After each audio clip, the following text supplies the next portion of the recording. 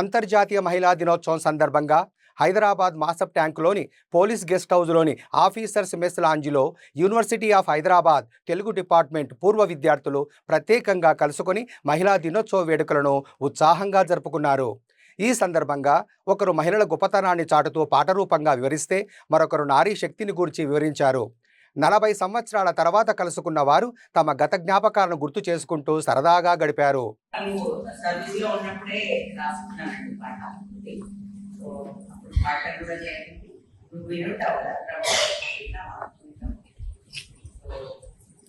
నాకు ఈ అవకాశం ఇచ్చినందుకు చాలా ధన్యవాదాలు అందరికి. అండ్ నాది సంగీత పరంగా చూడదండి. సో ఎందుకంటే పండితులు చాలా మంది ఉన్నారు, సంగీత పండితులు. అందుకని రాగాలు శృతులు ఎవరైతే పట్టుకోవచ్చు ప్లీజ్. సో మహిళా దినోత్సవం సందర్భంగా ఇది కరెక్ట్ గా సూట్ అవుతుంది అనుకుని వాడాలని అనుకున్నాను. సో ఇది అఫ్కోర్స్ ఒకప్పుడు చాలా రోజుల నుంచి మహిళలకు అన్యాయం జరుగుతుందని మనం బాధపడుతూనే ఉన్నాం. ఇప్పటికి కూడా ఇంకా మొత్తం అన్ని అధికారాలు వచ్చాయి. బట్ అప్పటి వెంటనే ఇప్పుడు చాలా బెటర్ అనిపిస్తుంది, చాలా అసంఘటన.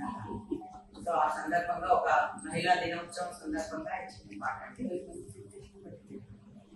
ఎంత గొప్ప మనసు నీదమ్మా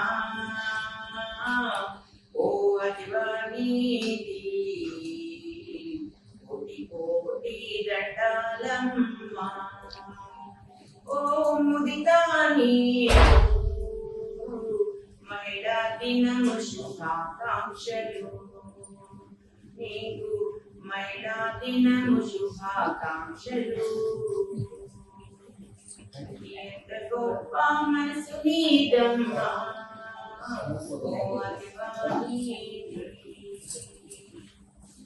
నిన్ను కన్నాని తల్లిదండ్రులే చిన్న చూపే చూసినారే, నీవు మెట్టిన నీటిలోనా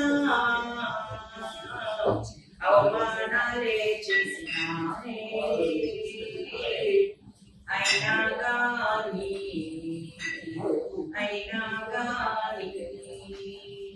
బాధలన్నీ మర్చిపోయి, ఆ బాధలన్నీ మర్చిపోయి ముందుకు నడిచిన ధైర్యం నీదే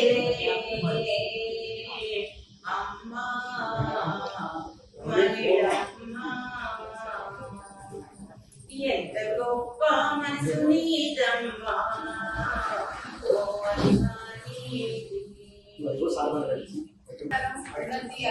అందరికీ తెలిసిందే. రకరకాలుగా మాతృదేవో భవతో మొదలుపెట్టి చాలా మంది చాలా రకాలుగా కీర్తిస్తూనే వచ్చారు. అయితే నేను చెప్పదలుచుకున్నది నా అవగాహన, నా అనాలిసిస్ ఏంటి అంటే, ఇవాటికి కూడా మన దేశంలో పట్టించారు.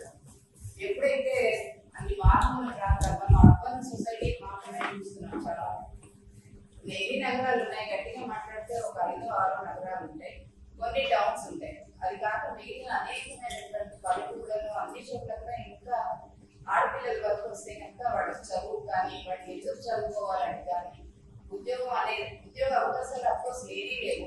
కానీ కనీసం తన కాళ్ళ మీద తను నిలబడాలి మనిషిని అనే విషయం కూడా వాళ్ళకి అర్థం చేసుకోలేని, అర్థం కాని స్థితిలోనే వాటికి కూడా సమాజం అంది దురదృష్టవశాలు. అందుకనే నేను ఇందాక చెప్పడం వస్తే స్త్రీ గొప్పతనం సరే మనందరికీ తెలిసిందే కదా. అమ్మ, భార్య, సోదరి, పిల్లలు అందరిలోనూ అంది గొప్పతనం మనం చూస్తూనే ఉన్నాం. కానీ అన్నింటికంటే ముఖ్యమైన గొప్పతనం విషయానికి వస్తే సహనం మాత్రమే నేను చెప్తాను. చట్టాలు ఎలా ఉన్నా, ఆ చట్టాలు ఇంప్లిమెంట్ ఎంతవరకు అవుతున్నా అవి మీకు అందరికీ తెలుసు, నేను చెప్పక్కర్లేదు. ఆస్తి హక్కు కానీ, లేదా కట్నం కానీ, ఇలాంటి ఎన్నో అంశాల్లో ఎన్ని విధాలుగా ఎన్ని సౌకర్యాలు, ఎంత విశేషమైన అంశాలు ఇచ్చినా కూడా వాడికి, కానీ వాటికి కూడా దాన్ని ఏమి